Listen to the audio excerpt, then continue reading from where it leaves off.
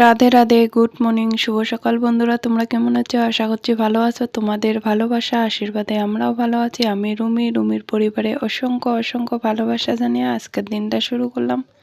আশা করছি ভালো লাগবে। আজকে হলো মকর সংক্রান্তি।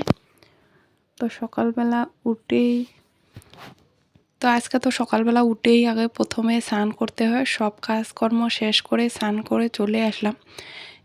এখন তো পিঠা পার্বণের আয়োজন চলবে।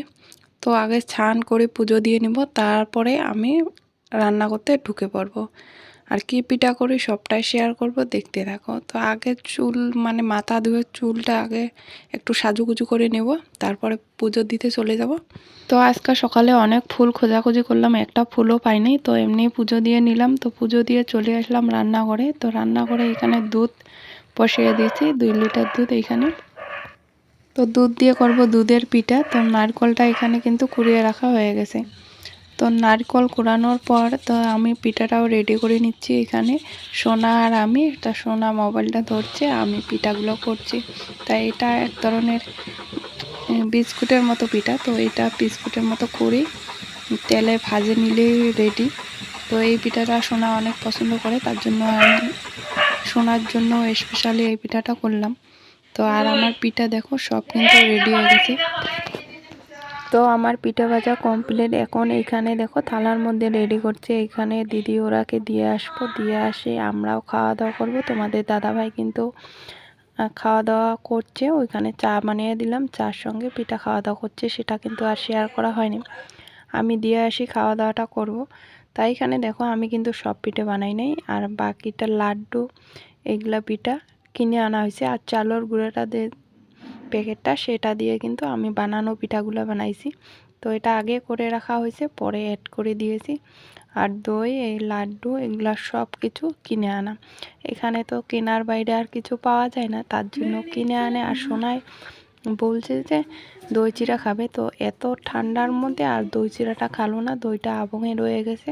2 দিন পরে খাওয়া দাওয়া হয়ে গেছে। আর বন্ধুরা এখানে পিসি চলে যাচ্ছে। তা পিসিকে বললাম, ও একা একাই ছিল পিসি, তো পিসিকে বললাম আয় আমাদের সঙ্গে, তুই পিঠা খাওয়া দাওয়া করলে ভালো লাগবে, যেহেতু ছেলে মেয়ে সবাই বাড়িতে আছে।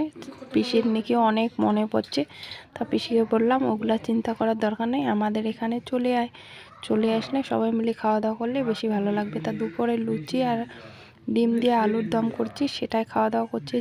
যেহেতু এখানে না দুপুরবেলায় ভাত খাওয়ানো হয় না। তা দেখো আমি সন্ধ্যাবেলা একদম রেডি করছি রান্না বাড়া। আর মামা ওরাও চলে আসবে রাত্রে খাওয়া দাওয়া, পিঠা খাওয়ার নিমন্ত্রণ করছি। তো পিঠা খেতে আসবে।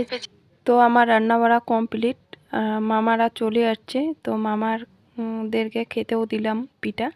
তো সোনা দেখো কীরকম করে ও দিদার সঙ্গে মজাক করছে, আর বারে বারে মুখটা ভালোভাবে জুম করে দেখাচ্ছে। তো আমি পরে দেখতে পাই যে এরকম করে আর কি করছে ওর দিদার সঙ্গে। তো যাই হোক, সোনার মনটা কিন্তু ভীষণ খারাপ ছিল, ওর দাদুর লাগাল পায়ে অনেক খুশি হয়ে গেছে।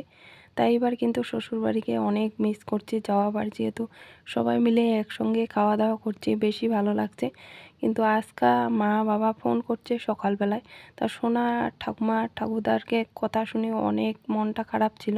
দাদু আসার পরে কিন্তু একদম ঠিক হয়ে গেছে।